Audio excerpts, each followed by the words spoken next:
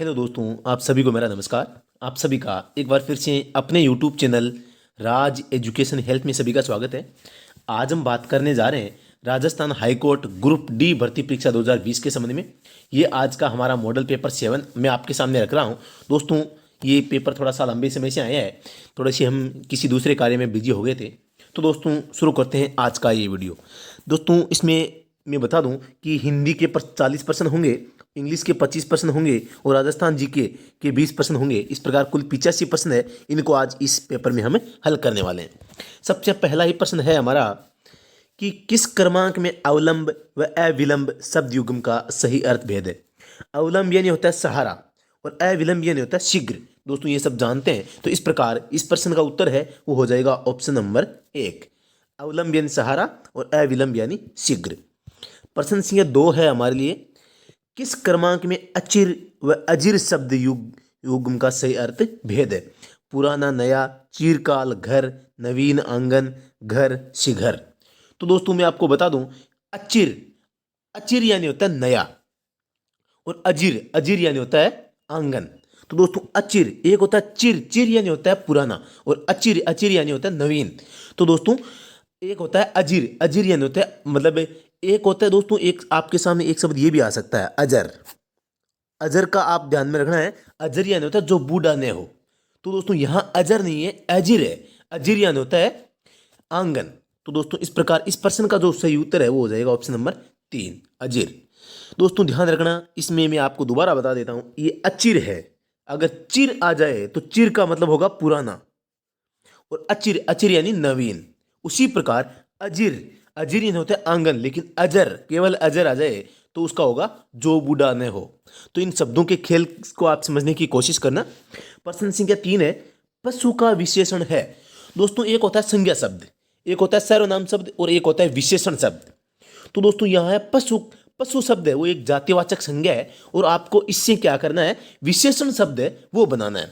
तो पशु से पाश्विक हो जाएगा, ऑप्शन नंबर 1 है वो सही हो जाएगा इसका, पशु से पाश्विक।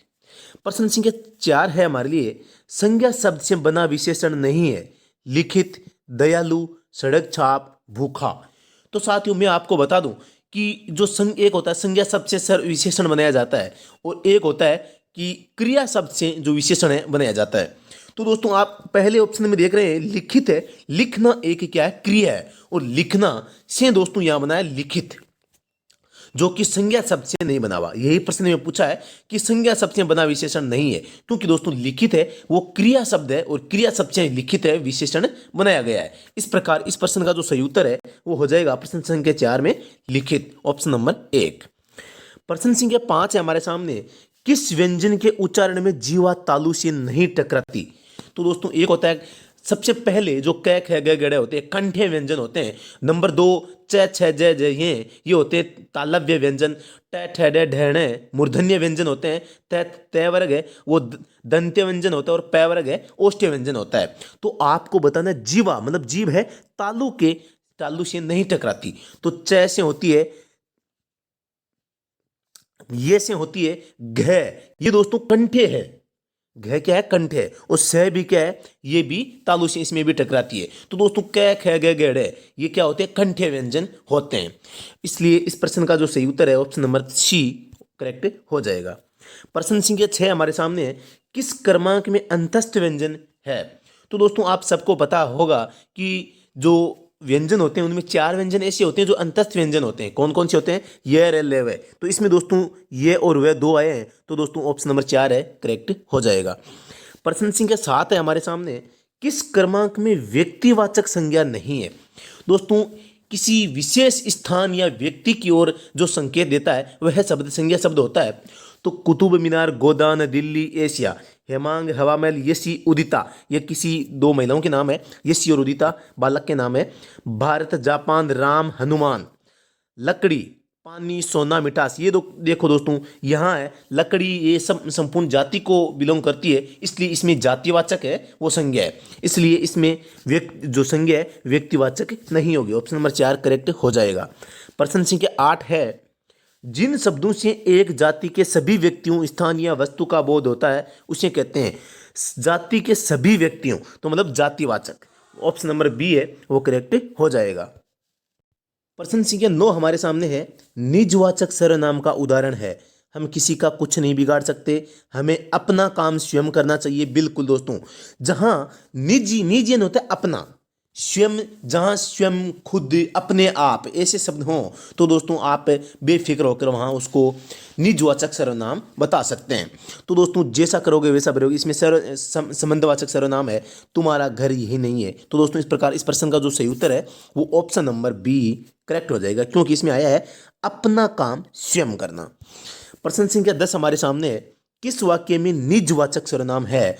उसका पता लगाओ, जिसकी लाठी उसकी भैंस, सब काम में, अपने आप। दोस्तों जहां अपने आप, स्वयं, ये शब्द आते हैं जो खुद के कार्य करने को बिलोंग करते हैं, वहां निजवाचक सर्वनाम होता है। तो यहां देखो अपने आप आया है, तो दोस्तों मैं भी आया और अपने आप भी आया, तो इसलिए इस प्रश्न में भी ऑप्शन नंबर 3 करेक्ट हो जाएगा, क्योंकि इसमें निजवाचक सर्वनाम पूछा है। प्रश्न संख्या 11 है हमारे सामने, उदिता ने गीत गाया था, वाक्य में भूतकाल है। उदिता ने गीत गाया था, तो सामान्य भूतकाल, आसन भूतकाल, अपूर्ण भूतकाल, पूर्ण भूतकाल। तो गीत गाया था तो मतलब ये गीत गाया जा चुका है, तो दोस्तों ऑप्शन नंबर 4 करेक्ट हो जाएगा। प्रश्न संख्या 12 है, क्रिया के जिस रूप से उसका निकट समय में ही समाप्त होना पाया जाए वह कौन सा भूतकाल हो? निकट समय में अगर कोई क्रिया पूर्ण हो रही है, आसन, आसन भूतकाल, आसन का मतलब ही होता है निकट। तो दोस्तों ये आसन भूतकाल है। आप जहां निकट समय में समाप्त होने की बात हो या कोई ऐसी क्रिया जो निकट समय में पूर्ण होने की बात हो रही हो, तो वहां आसन भूतकाल होता है। दोस्तों प्रश्न संख्या 13, इसमें आपको समानार्थक शब्द है वो चयन करना है। आकाश में बिजली चमक रही थी, बिजली का समानार्थक शब्द आपको लेना है, गामिनी, यामिनी, भामिनी, दामिनी। तो दोस्तों प्रश्न संख्या 13 इसका ऑप्शन नंबर डी है, दामिनी। बिजली का समानार्थक शब्द है दामिनी। प्रश्न संख्या 14 है, अनीता मनोहर की भगिनी है, भगिनी का समानार्थक लेना है आपको। भगिनी यानी होता है सिस्टर, जिसे हम बहन कहते हैं। पत्नी, माता, बहन, बेटी, ऑप्शन नंबर सी करेक्ट हो जाएगा। अगला प्रश्न देखते हैं, प्रश्न संख्या हमारे सामने 15 है, तलवार के घाट उतारना मुहावरे का अर्थ है, नदी पार करना, मौत देना, युद्ध में हराना, उपयुक्त सभी। तो साथियों इस प्रश्न का जो सही उत्तर है वो हो जाएगा, तलवार के घाट उतारने का मतलब है मौत देना या मार देना। प्रश्न संख्या 16 है, आगे नाथ न पीछे पगा, मुहावरे का अर्थ है पूर्ण स्वतंत्र, अपने मन की कहना, बंधन रहित होना, इधर उधर भागना। तो दोस्तों इस प्रश्न का जो सही उत्तर है वो हो जाएगा ऑप्शन नंबर 1 पूर्ण स्वतंत्रता। किसी भी प्रकार का जो है वो बंधन नहीं है, मतलब ये पूर्ण स्वतंत्र है, आगे नाथ न पीछे पगा। किसी भी प्रकार का सहारा न होना, ये होता है एकदम एग्जैक्ट, तो किसी भी प्रकार का सहारा न होना, तो ये ऑप्शन में है नहीं, इसलिए पूर्ण स्वतंत्र होना इसका सेकंड ऑप्शन, मतलब दूसरा उत्तर ये होता है। सबसे अगर अच्छा इसका उत्तर माना जाए तो किसी भी प्रकार का सहारा न होना, मतलब आगे नाथ न पीछे पगा, मतलब किसी भी प्रकार का कोई सहारा इसके पास में नहीं है। लेकिन वो ऑप्शन में नहीं होने के कारण ये पूर्ण स्वतंत्र है, ये ऑप्शन करेक्ट माना जाएगा। प्रश्न संख्या 17 है, यौवन के चिन्ह प्रकट होना, मुहावरे का अर्थ है बाँछे खिलना, अंग उभरना, गज भर की छाती होना, इनमें से कोई नहीं। तो दोस्तों यौवन के चिन्ह प्रकट होना मतलब है आप युवा अवस्था में आ गए हैं, युवा अवस्था में आपका शरीर है वो युवा नौजवानों की तरह दिख रहा है, तो आपके अंग है वो क्या करने लगते हैं, उभरने लगते हैं, मतलब आपके अंगों में विकास होने लगता है, इसीलिए अंग उभरना, इसका मतलब क्या होगा, अंग उभरना। अगला प्रश्न देखते हैं, प्रश्न संख्या 18 है, अंधे के हाथ बटेर लगना, अंधा भी अपना लक्ष्य प्राप्त कर सकता है, अंधेरे में कोई चीज मिल जाना, अपात्र को अनायास सफलता मिल जाना, शहरों में भारी लाभ। तो दोस्तों अपात्र को अनायास सफलता मिल जाना मतलब अपात्र व्यक्ति है, क्योंकि अंधा है वो आप सबको पता है कितना क्या कर सकता है, अनायास यानी होता है बिना प्रयास के। तो अपात्र को बिना प्रयास के किसी सफलता का मिल जाना उसे कहते हैं अंधे के हाथ बटेर लगना, क्योंकि नहीं तो अंधे को बटेर कौन खाने देगा, और भी व्यक्ति काफी होते हैं। तो दोस्तों आगे अगला प्रश्न है, प्रश्न संख्या 19 है हमारा, अपनी पगड़ी अपने हाथ, जो पगड़ी होती है सिर पर जो पहनते हैं, अपने हाथ, आपकी पगड़ी अपने हाथ पर है, मतलब आपकी जो इज्जत है वो आपके स्वयं के पास में है। अपनी प्रतिष्ठा अपने हाथ, अपना पहनावा अपने हाथ, स्वयं द्वारा किया गया कार्य अच्छा होता है, अपना दोष दूसरों पर मढ़ना। तो दोस्तों इस प्रकार इस प्रश्न का उत्तर है ऑप्शन नंबर 1 अपनी प्रतिष्ठा अपने हाथ। मतलब अपनी पगड़ी है वो आपके हाथ में, आप या तो इसको गिरा सकते हो या इसको बनाए रख सकते हो। अध जल गगरी छलकत जाए, लोकोक्ति का उचित अर्थ है। अध जल गगरी मतलब आधा भरा हुआ जो घड़ा होता है वो क्या छलकता ही जाता है, मतलब वो हम उसको आसानी से नहीं ले जाया जा सकता। मतलब अल्पक के द्वारा गैर व प्रदर्शन करना, मतलब जो कम पढ़ा लिखा व्यक्ति होता है वो अधिक डिंगे मारता है कि मुझे वो आता है, वो आता है, वैसा वैसा जो भी है। अल्पज्ञ द्वारा गैर व प्रदर्शन, या मतलब कम ज्ञान रखने वाले व्यक्ति द्वारा अधिक डींगे मारना, ये भी इसका उत्तर होता है। प्रश्न संख्या 21 है हमारे सामने, किस क्रमांक में खिड़की का पर्यायवाची नहीं है? वातायन, गवादा, झरोखा, द्वार। दोस्तों यहाँ खिड़की का पूछा है तो सीधा सा हो जाएगा द्वार, द्वार सॉरी, ऑप्शन नंबर डी है करेक्ट हो जाएगा। अगला प्रश्न देखते हैं, प्रश्न संख्या 22 है हमारे सामने, किस क्रमांक में सभी पर्यायवाची सही है? धेनु, घर, महिषी, मंदिर, बारी, घर, रुधिर, रक्त, लहू। तो दोस्तों सीधा सा है, ऑप्शन नंबर जो सी है हमारे सामने वो करेक्ट हो जाएगा। धेनु यानी दोस्तों गाय होता है, और दोस्तों आपको सबको पता है महिषी यानी होता है भैंस। हानि, घाटा ये सब तो ऑपोजिट है ही, और मंदिर, घर और ये बारी भी अलग हो गया। बारी अभी आया था, जो वातायन है, हवा का द्वार है, उसको कहते हैं। प्रश्न संख्या 23 है हमारा, अर्वाचीन। अर्वाचीन का पर्यायवाची पूछा है, मतलब आपको अर्वाचीन के शब्द वाला ही शब्द बताना है। अर्वाचीन ये होता है दोस्तों, एक होता है अर्वाचीन, उसका उल्टा होता है प्राचीन। तो दोस्तों आपको बताना है पर्यायवाची। तो अर्वाचीन का जो पर्यायवाची होगा आधुनिक होगा, आधुनिक या नया। प्रश्न संख्या 24 है, मनोहर में कौन सी संधि है? तो दोस्तों इसका जो संधि विच्छेद होता है वह होता है मन है जोड़ हर। जो दोस्तों विसर्ग है इसका जो ओ है बनता है इसमें, तो इसलिए मन है जोड़ हर, इसमें विसर्ग संधि हो जाएगी। अगला प्रश्न देखते हैं, प्रश्न संख्या 25 है, दिग्दर्शन में कौन सी संधि है? तो दोस्तों इसका जो संधि विच्छेद है वो हो जाएगा दिक जोड़ दर्शक, दिक दर्शक। जो तो दोस्तों इसमें जो क हलंत है वो आ रहा है दिक में, तो दोस्तों व्यंजन जोड़ व्यंजन मतलब व्यंजन संधि इसमें हो जाएगी, ऑप्शन नंबर डी करेक्ट हो जाएगा। प्रश्न संख्या 26 है, यदि जोड़ अपि, यदि जोड़ यद्यपि मतलब यदि जोड़ अपि में कौन सी संधि है? यण संधि, व्यंजन संधि, विसर्ग संधि, दीर्घ संधि। तो दोस्तों इसमें ऑप्शन नंबर 1 है वो करेक्ट हो जाएगा, क्योंकि ई जोड़ अन्य भिन्न स्वर आने से ई जोड़ ई का ये बन जाता है, और यहाँ यदि जोड़ अपि में ये बना है, इसीलिए यद्यपि शब्द बना है। तो दोस्तों ऑप्शन नंबर 1 है यण संधि। प्रश्न संख्या 27 है हमारे सामने, त्रिफला शब्द में कौन सा समास है? त्रिफला, तत्पुरुष, अव्ययीभाव समास, कर्मधारय, बहुब्री समास। तो दोस्तों इस प्रश्न का जो सही उत्तर है वो हो जाएगा बहुब्री समास। दोस्तों मैं आपको बता दूं, ये जो त्रिफला है इसमें द्विगु और बहुब्री दोनों है, और अगर दोस्तों इसमें द्विगु नहीं है और बहुब्री है तो इसको बहुब्री करना है, बहुब्री नहीं हो और द्विगु हो तो द्विगु करना है, अगर ये दोनों हो तो भी दोस्तों आपको बहुब्री करना है। ये समास का नियम है कि जो बाद वाला समास होता है उसको सही माना जाता है। जो इस समास का ये क्रम होता है, एक आगे कभी वीडियो में बताऊंगा मैं। प्रश्न संख्या 28 है आपके सामने, चरित्र चित्रण शब्द में कौन सा समास है? द्वंद्व, द्विगु, कर्मधारय, तत्पुरुष। तो दोस्तों इस प्रश्न में हो जाएगा तत्पुरुष, चरित्र का चित्रण। प्रश्न संख्या 29 है, प्रतिक्षण में कौन सा समास है? दोस्तों ये प्रति, आहर, नी, बे इन शब्दों से जो शुरू होते हैं वो उन शब्दों में कौन सा समास होता है? अव्ययीभाव समास होता है। इसीलिए प्रत्येक क्षण, प्रतिक्षण का जो समास विग्रह होगा वो होगा प्रत्येक क्षण। इस प्रकार इस प्रश्न का उत्तर है ऑप्शन नंबर बी, अव्ययीभाव। प्रश्न संख्या हमारे सामने 30 है, किस क्रम में शुद्ध शब्द है? सौंदर्यता नहीं होगा, सुंदरता या सौंदर्य होगा। कविंदर, वी बड़ा होगा। एकत्रित, एकत्र होगा। निहारिका, निहारिका बिल्कुल सही है, ऑप्शन नंबर 4 करेक्ट हो जाएगा। प्रश्न संख्या 31 है, किस क्रम में अशुद्ध नहीं है? अशुद्ध नहीं है मतलब आपको बताना है कि किस क्रम में शुद्ध है। दोनों एक ही है, मतलब अशुद्ध नहीं होना या शुद्ध होना एक ही चीज है। निरुत्तर, निषेध, द्वारिका नहीं होगा, द्वारका होगा।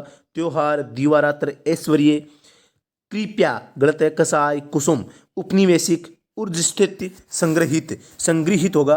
तो दोस्तों इस प्रकार इस प्रश्न का जो सही उत्तर है वो हो जाएगा ऑप्शन नंबर बी, त्योहार, दीवारात्र, ऐश्वर्य। प्रश्न संख्या 32 है हमारे सामने,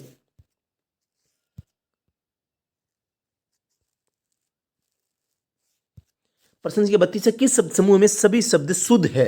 गृहिणी, भृंग, भृगु, श्रृंग। ये श्रृंग गलत है। ब्रिज ब्रज होगा, जागृत, ब्रिटिश, दृष्टा, श्रृंगार, दृश्य, पैतृक, ये पैतृक बिल्कुल गलत है। सहस्र, स्रोत, श्राव्य, अजस्र। तो दोस्तों इस प्रश्न का जो सही उत्तर है आपको इसमें बताना क्या है, इसमें आपको बताना सभी शब्द है वो क्या है, शुद्ध है। तो दोस्तों इसमें ऑप्शन नंबर 4 है वो करेक्ट हो जाएगा। इसमें बात करें तो इसमें जागृत है, इसमें गलती सीधी सी दिख रही है, और ये पैतृक भी गलत है। तो दोस्तों इस प्रकार ये ब्रज भी गलत है। तो दोस्तों इस प्रकार ये श्रृंग, इसमें श्रृंग भी गलत है। तो इसमें सहस्र, स्रोत, श्राव, अजस्र ये सभी सही है। अगला प्रश्न देखते हैं, प्रश्न संख्या 33। देश की दुरावस्था शोचनीय है, वाक्य में अशुद्धि है। शोचनीय शब्द है, इसमें पहला से आएगा, ये तीसरा से है। तो दोस्तों क्रिया संबंधी, क्रम भंग, संयोजक, वर्तनी। तो दोस्तों इसमें वर्तनी संबंधी अशुद्धि हो जाएगी। अगला प्रश्न देखते हैं, निम्नलिखित में से शुद्ध वाक्य छांटिए। प्रेम करना, तलवार की नोक पर चलना है। तलवार की नोक नहीं होती, धार होती है। पानी पीकर नाम पूछना निरर्थक है। अब तुम जाओ, ये आप पर निर्भर करता है। तो दोस्तों इस प्रश्न का जो सही उत्तर है, शुद्ध वाक्य आपको छांटना है। तो दोस्तों ये इसका उत्तर हो जाएगा ऑप्शन नंबर 3, अब तुम जाओ। प्रश्न संख्या 35 है हमारे सामने, निम्न में से कौन सा वाक्य शुद्ध है। श्रोताओं में सभी वर्ग के व्यक्ति थे। एक विद्यार्थी को 2 पुस्तकें मिलेंगी, मिलेंगी गलत आ गया। सुगंधित पुष्प आनंद की वस्तु होती है। विद्यार्थियों ने गुरुजी को फूलों की माला पहनाई। तो दोस्तों इसका उत्तर हो जाएगा ऑप्शन नंबर डी, विद्यार्थियों ने गुरुजी को फूलों की माला पहनाई। प्रश्न संख्या 36 है, श्लाघ्य का विलोम होगा। तो दोस्तों मैं आपको बता दूं कि श्लाघ्य एक प्रकार का मतलब यानी होता है श्रेष्ठ। तो इसका आपको विलोम बताना है, श्लाघा निंदा, निंदनीय हो जाएगा। ऑप्शन नंबर बी इसका करेक्ट उत्तर है। प्रश्न संख्या 37 है, कृतज्ञ शब्द का सही विलोम होगा। दयालु, उदार, कृतज्ञ, निर्दय। तो कृतज्ञ इसका उत्तर हो जाएगा। प्रश्न संख्या 38 है हमारे सामने, वृद्धि शब्द का विपरीतार्थक शब्द होगा। वृद्धि, ह्रास, विस्तार, उन्नति, विकास। तो दोस्तों इस प्रश्न का जो सही उत्तर है वो हो जाएगा ह्रास। ऑप्शन नंबर 1 है। वृद्धि यानी होता है मतलब बढ़ोतरी होना, ह्रास यानी होता है कमी होना। अध्यापक छात्र से पुस्तक पढ़वाता है, वाक्य में क्रिया है। छात्र से पुस्तक पढ़वाता है, तो ये प्रेरणार्थक क्रिया हो गई दोस्तों। ऑप्शन नंबर 4 करेक्ट है। प्रश्न संख्या 40 है, संरचना की दृष्टि से क्रिया का भेद नहीं है।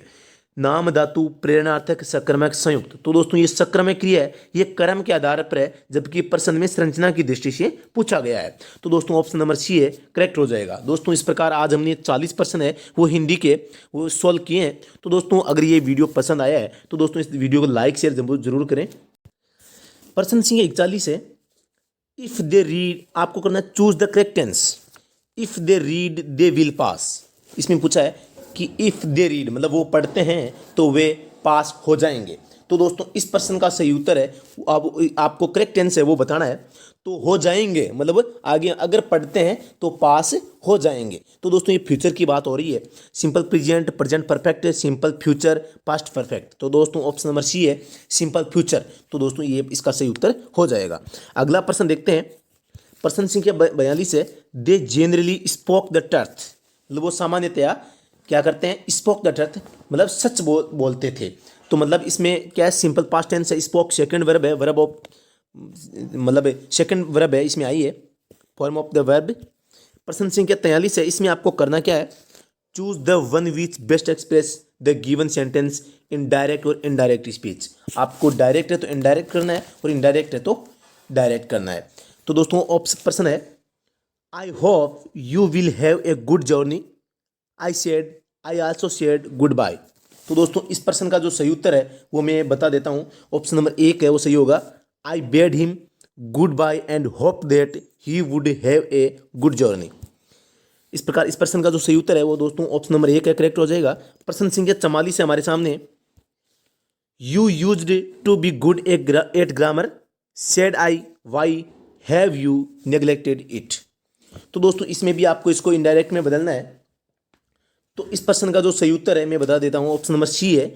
I reminded him that he used to be good at grammar and asked why he has neglected it. तो दोस्तों अगला प्रश्न देखते हैं, प्रश्न संख्या हमारा 45 है। इसमें आपको करना क्या है, choose the correct passive voice of given active voice. प्रश्न है, सी स्मैक्स केक्स एवरी संडे। सी मेक्स केक्स एवरी संडे, मतलब वह बनाती है केक्स, यानी केक्स एवरी संडे, प्रत्येक संडे है, रविवार को है, वो क्या करती है, केक्स बनाती है। Every Sunday cakes made by her, cakes are made by her every Sunday, cakes make her every Sunday, cakes were made by her every Sunday. तो दोस्तों इस प्रश्न का जो सही उत्तर है ऑप्शन नंबर बी हो जाएगा, केक्स आर मेड। तो दोस्तों इसमें आपको करना क्या होता है, पैसिव वॉइस में आप जब भी किसी को लेकर आते हैं तो दोस्तों आप सबको पता है, पहली बात तो ये है कि पैसिव वॉइस में जो आपकी वर्ब है वो वर्ब की थर्ड फॉर्म आएगी। तो दोस्तों आपको कहीं भी मेक नहीं लेना है, हमेशा मेड ही लेना है, और जो ऑब्जेक्ट सब्जेक्ट है उसको बाय के साथ जोड़ के ऑब्जेक्ट बना देना है। तो दोस्तों सीधी सी बात है, केक्स आर मेड, जो ये वर्ब की थर्ड फॉर्म है, मेड बाय हर, जो सी है, सी हर, हर ऑब्जेक्टिव केस में हर बन जाएगा। तो दोस्तों एवरी संडे, और इसमें ऑब्जेक्ट है वो केक्स है, तो केक्स है पहले आ गया। तो दोस्तों इस प्रकार आप एकदम इजीली वे से इसको चेंज कर सकते हैं। प्रश्न संख्या 46 है, she spoke to the official on duty. Option number 1 है, the official on duty was spoken to by her, the official was spoken to by her on duty, she was spoken to by the official on duty, she was the official to be spoken to on duty. तो option number हमारा option number 1 है वो इसका सही उत्तर हो जाएगा, the official on duty was spoken to by her. प्रश्न संख्या 47 है, इसमें दोस्तों आपको करना क्या है, choose the most suitable one word of given below. आपको वन वर्ड है वो काम में लेना है। प्रश्न संख्या 47 है, इसमें आपको वन वर्ड है वो चूज करना है। प्रश्न संख्या 47 है, a name adopted by an author in his writings, मतलब स्वयं के द्वारा जो लिखा जा रहा है, इसमें किसी एक लेखक के द्वारा जो नाम है वो ग्रहण किया जाता है, वो क्या कहा जाता है। तो दोस्तों आइए आपको बताना है। तो इसका सही उत्तर हो जाएगा nick name, nomenclature, title, pseudonym. तो दोस्तों ऑप्शन नंबर बी है इसका करेक्ट उत्तर हो जाएगा। प्रश्न संख्या 48 है, study of words. Study of words क्या कहलाता है। तो दोस्तों इसका जो सही उत्तर है वो हो जाएगा ओनिथोलॉजी। ऑप्शन नंबर 4 है करेक्ट हो जाएगा। अगला प्रश्न देखते हैं, इसमें आपको करना क्या है, direction, choose the correct synonyms, मतलब समानार्थक शब्द है आपको काम में लेना है। प्रश्न है 49 में, इंटिमिडेट, इंटिमिडेट यानी टिमिड यानी होता है डरपोक, तो इंटिमिडेट यानी होता है हो गया डरने वाला। तो to hint, frighten, bulb, harness, harass. तो दोस्तों इसका उत्तर है वो हो जाएगा फ्राइटन यानी भयभीत होने वाला। प्रश्न संख्या 50 है, कैन टैंकर्स। इसमें आपको ऑप्शन नंबर 1, 2, 3, 4 दिख रहे हैं। तो इस प्रश्न का जो सही उत्तर है वो हो जाएगा क्वेरलसम, मतलब कैन टैंकर्स यानी किसे कहते हैं, कैन टैंकर्स किसे कहते हैं, जो झगड़ालू व्यक्ति होता है। तो क्वेरिल, क्वेरिल यानी भी होता है झगड़ालू, क्वेरलसम झगड़ालू इंसान। प्रश्न संख्या 51 है, चूज द करेक्ट एंटोनिम्स। आपको विलोम शब्द है वो लेना है। तो प्रश्न है 51, वेनिटी, तो प्राइड, ह्यूमिलिटी, कंसेट, ऑस्टेंटेटस। तो दोस्तों इस प्रश्न का जो सही उत्तर है वो हो जाएगा ऑप्शन नंबर बी, ह्यूमिलिटी।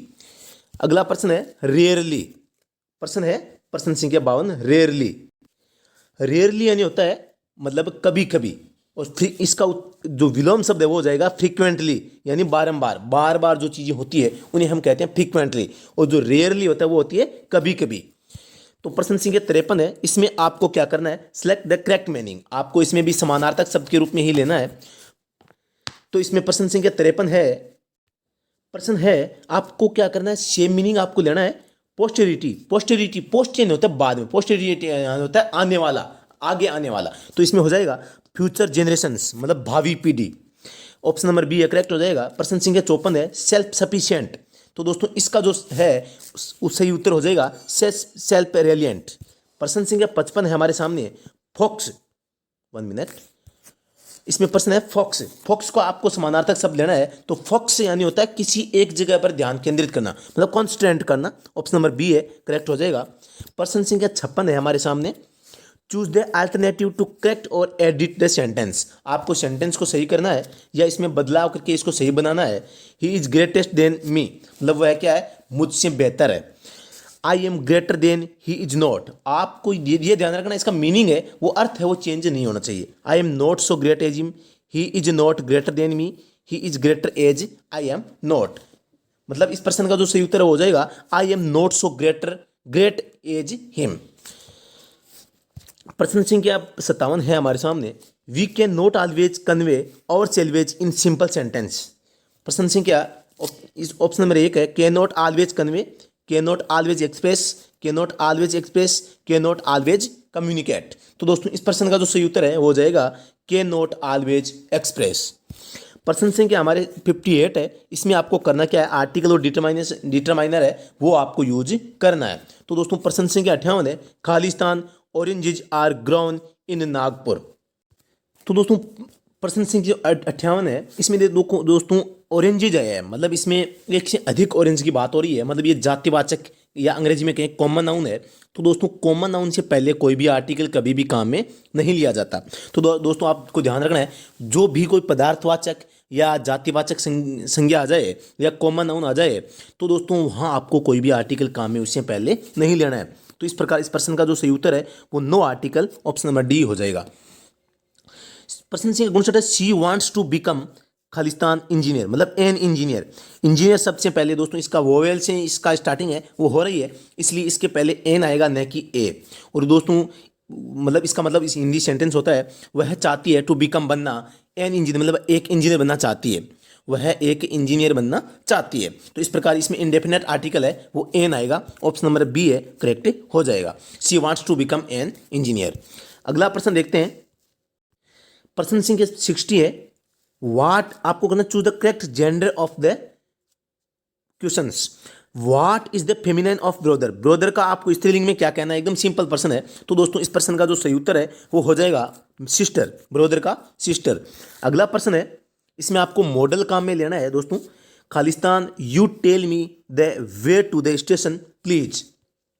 तो दोस्तों इसमें आप देख रहे हैं कि प्लीज आ रहा है, मतलब इंपेरेटिव सेंटेंस है, आदेशात्मक वाक्य है। और खालिस्तान ने यू टेल क्या बता सकते हैं, या तुम बता सकते हो मी मुझे the way to the station, मतलब है जो स्टेशन का जो रास्ता है वो बता सकते हैं। तो यहाँ क्षमता की ओर इंगित हो रहा है। और तो दोस्तों इसलिए इसमें हो जाएगा कुड, ऑप्शन नंबर डी है could you tell me the way to the station please. प्रश्न संख्या 62 है हमारे सामने। इसमें आपको करना क्या है, fill in the blank with correct adjective. Adjective आपको काम में लेना है। She hates me more than, 1 minute, she hates me more than खालिस्तान इन द क्लास, मतलब शी हेट्स वह घृणा करती है, मी यानी मुझे, वह मुझसे घृणा करती है, मोर देन मतलब उनसे, किन से, मोर देन से। अब इसमें क्या आएगा, any girl, any other girl, any another girl या गर्ल। तो दोस्तों इसमें उत्तर इसका सी हो जाएगा any other girl in the class, जो क्लास की अन्य जो लड़कियां हैं उनसे क्या है वह ज्यादा घृणा करती है। कौन, जिसकी ओर वह इशारा कर रहा है, शी हेट्स, मतलब वह लड़की मुझसे अधिक घृणा करती है क्लास की बाकी लड़कियों से। अगला प्रश्न है, प्रश्न संख्या 63 है my house is nearer than her, that of her, hers, that of hers. तो दोस्तों प्रश्न संख्या 63 है, इसमें आ जाएगा हर्स। तो दोस्तों ये मतलब सिंगुलर है इसलिए इसके साथ में एस जुड़ा है। तो दोस्तों अगला प्रश्न देखते हैं। प्रश्न संख्या 64 है लेट हिम, आपको करना क्या है, change the following complex sentence into simple sentence. आपको कॉम्प्लेक्स यानी ये जो कॉम्प्लेक्स है जो सेंटेंस, इसको आपको सिंपल सेंटेंस में बदलना है। Let him see the picture, चलो चलें देखने क्या picture. Late the picture be seen by him, the picture is seen by him, let him the picture be scene, the picture is seen by him. तो दोस्तों इस प्रश्न का जो सही उत्तर है ऑप्शन नंबर 1 हो जाएगा let the picture be seen by him. प्रश्न संख्या 65 है, इसमें आप देख सकते हैं arrange the following sentences to make a meaningful paragraph. दोस्तों ये जो 4 पैराग्राफ दिए हुए हैं इनको आप मीनिंगफुल तरीके से इनको क्या करना है, एक तरह से ढंग से रखना है। तो दोस्तों मैं इसका उत्तर है वो बता देता हूँ। आप ये सेंटेंस देख सकते हैं, आराम से इन सेंटेंस को पढ़िए और आप अपने अनुसार इसको जचाइए। मैं इसका उत्तर बता देता हूँ। प्रश्न संख्या 65 में ऑप्शन नंबर बी है करेक्ट हो जाएगा, RSPQ। अगला प्रश्न देखते हैं। प्रश्न संख्या 66 है भाषा भूषण नामक ग्रंथ की रचना किसने की, अजीत सिंह राठौड़, दुर्गादास राठौड़, राव चूड़ा, जसवंत सिंह राठौड़। तो दोस्तों इसका उत्तर है वो हो जाएगा भाषा भूषण जसवंत सिंह राठौड़। अगला प्रश्न है पृथ्वीराज विजय नामक ग्रंथ की रचना किसने की, पृथ्वीराज विजय। तो दोस्तों आप सबको पता होगा कि इसकी जो रचना है वो जयानक ने की थी, ऑप्शन नंबर सी है करेक्ट हो जाएगा। अगला प्रश्न देखते हैं। प्रश्न संख्या 68 है संगीत का संक्षिप्त व्याकरण किसे कहा जाता है, राग रत्नाकर, रत्नावली, राधा गोविंद संगीत सार, श्रृंगार हार ग्रंथ। तो दोस्तों इसका उत्तर हो जाएगा राग रत्नाकर। प्रश्न संख्या 69 है हमारे सामने। फाल्गुन के महीने में नई फसल के आने के उपलक्ष्य में किए जाने वाले नृत्य कौन सा है? फाल्गुन का माह है और नई फसल के आने के उपलक्ष्य में, तो दोस्तों जो नृत्य किया जाता है वह बम नृत्य होता है और ये आमतौर पर भरतपुर, राजस्थान के भरतपुर जिले का प्रसिद्ध है। तो दोस्तों अगला प्रश्न है, प्रश्न संख्या 70 है। शेखावटी ख्याल के प्रवर्तक कौन है? बंशीधर शर्मा, लक्ष्मीराम, नानूराम, मोतीलाल। तो दोस्तों इसका उत्तर है नानूराम। अगला प्रश्न है, आदर्श पति पत्नी पर आधारित सर्वाधिक लोकप्रिय रम्मत कौन सी है? लैला मजनू, राजा हरिश्चंद्र, हिड़ाऊ मेरी, पूर्णमल। तो दोस्तों इसका उत्तर है वो हो जाएगा ऑप्शन नंबर 1 लैला मजनू। अगला प्रश्न है, प्रश्न संख्या 72 है। किस लोक देवता को प्रसन्न करने के लिए भैंसे की बलि दी जाती है? तो सिंपल प्रश्न है, तो दोस्तों इसका उत्तर है केसरिया कुंवर जी। जो केसरिया कुंवर जी महाराज है, इनको प्रसन्न करने के लिए दोस्तों भैंसे की बलि है वो दी जाती है। अब है घुघी क्या है? घुघी क्या है? एक आभूषण, एक जाति, एक वस्त्र, एक नृत्य। तो दोस्तों ये क्या है? एक प्रकार का वस्त्र है घुघी। विशाल जाख बाबा की मूर्ति कहाँ से प्राप्त हुई है? विशाल जाख बाबा की जयपुर, उदयपुर, भरतपुर, अलवर। तो साथियों इसका जो सही उत्तर है, जाख बाबा की जो विशाल मूर्ति है कहाँ से मिली है? भरतपुर से मिली है। प्रश्न संख्या 75 है।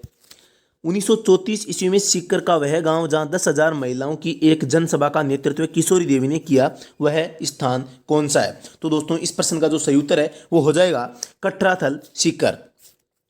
अगला प्रश्न देखते हैं, प्रश्न संख्या 76 है। निम्न में से किस लोक नृत्य में थाकना शैली में ढोल बजाए जाते हैं? तो प्रश्न संख्या 76 पे थे हम। निम्न में से किस लोक नृत्य में थाकना शैली में ढोल बजाए जाते हैं? थाकना शैली में ढोल बजाए जाते हैं। अग्नि, ढोल, वालर, घूमर। तो साथियों इस प्रश्न का जो सही उत्तर है वो हो जाएगा ढोल नृत्य। ढोल नृत्य में जो थाकना शैली किसकी है? ढोल नृत्य की। प्रश्न संख्या 77 है। किस प्रसिद्ध लोक देवता को राव जोधा ने बेंगटी गांव प्रदान किया था? क्या तवे है कि बेंगटी में ही उनका मुख्य पूजा स्थल है? हड़बूजी, तेजाजी, रामदेव जी, पाबूजी। तो दोस्तों इस प्रश्न का जो सही उत्तर है बेंगटी गांव फलोदी किसका है? दोस्तों हड़बूजी का। प्रश्न संख्या 78 है। किस राज्य के गठन से पहले राजस्थान क्षेत्रफल की दृष्टि से भारत में द्वितीय स्थान पर था?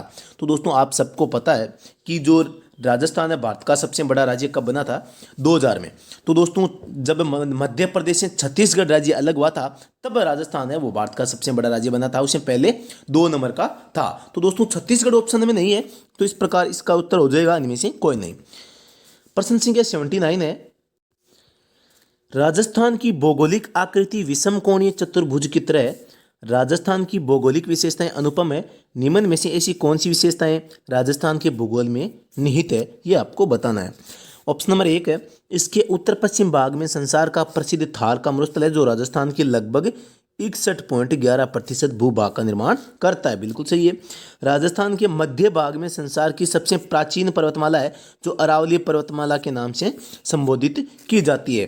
प्रश्न संख्या ऑप्शन नंबर 3 है। प्रदेश का दक्षिणी पूर्वी हिस्सा विश्व प्रसिद्ध दक्कन लावा पठार से बना हुआ है। उपयुक्त सभी विशेषताएं सही है। तो दोस्तों इसका उत्तर है ऑप्शन नंबर डी करेक्ट हो जाएगा। प्रश्न संख्या 80 है। बहुत अच्छा प्रश्न है, बार बार आ चुका है। हबीब तनवीर की फिल्म चरणदास चोर राजस्थान के किस लेखक द्वारा लिखी गई? हबीब तनवीर की फिल्म चरणदास चोर राजस्थान के किस लेखक के द्वारा लिखी गई? तो इसका जो सही उत्तर है वो हो जाएगा विजयदान देथा। तो दोस्तों आपको ध्यान रखना है कि ये जो 3 शब्द है बहुत इंपॉर्टेंट है, यहाँ से किसी भी प्रकार से प्रश्न पूछा जा सकता है। प्रश्न संख्या 81 है। पन्नाधाय ने अपने पुत्र का बलिदान देकर किस राजकुमार की जान बचाई थी? जो पन्नाधाय है उन्होंने किसकी जान बचाई थी? जो उदयपुर के राजकुमार थे उदय सिंह, इसकी जान बचाई थी। अगला प्रश्न देखते हैं। प्रश्न संख्या 82 है। मेवाड़ के शासक एकलिंग जी को अपना इष्ट देव एवं स्वयं को उनका दीवान मानते हैं। इनका मंदिर कहाँ है? एकलिंग जी का मंदिर कहाँ है ये आपको बताना है। तो इनका मंदिर उदयपुर में, आप सबको पता होगा। ऑप्शन नंबर 1 है सही हो जाएगा। प्रश्न संख्या 83 है। शीतला माता बच्चों की संरक्षिका देवी कहलाती है। इनसे संबंधित कौन सा तथ्य सही नहीं है? शीतला माता संरक्षिका बच्चों की। इनका वाहन गधा है। इनका प्रतीक दीपक मिट्टी की कटोरियां हैं। इनका पुजारी कुमार होता है। इनका मंदिर हनुमानगढ़ में है। तो दोस्तों इनका मंदिर हनुमानगढ़ में नहीं, शीतला माता का मंदिर है चाकसू जयपुर में। इस प्रकार ऑप्शन नंबर डी ये करेक्ट हो जाएगा। प्रश्न संख्या 84 है, खाट पड़े ले लीजिए पीछे देवे ने खील, आ तीन न्यारा एक गुण, बेस्या वेद उकील। उपयुक्त कहावत का आशय क्या है ये आपको बताना है। तो इसका सही उत्तर है वो हो जाएगा, किसी भी व्यक्ति से काम पड़ने पर तत्काल काम निकाल लेना चाहिए। मतलब आपको अगर जरूरत पड़ गई है तो आप आनाकानी करोगे तो आपको हो सकता है कि आपको वो सहायता न करे। इसलिए जब भी आपको काम हो तो दोस्तों आपको तुरंत किसी अपने यार दोस्त ने काम में ले लेना चाहिए। अगला प्रश्न है, प्रश्न संख्या 85 है, ए बाई ने घर गणा, मतलब जो कि आ बाई है इन्हें रहने वास्ते घना ही घर है। मतलब ये सम्मान इज्जत वाली महिला है जिसको आप ये जहां कहेगी वहीं रह सकती है। तो इस प्रश्न का सही उत्तर हो जाएगा, योग्य व्यक्ति हर जगह आदर पाता है। मतलब उसको रहने के लिए किसी भी प्रकार की कोई समस्या नहीं है।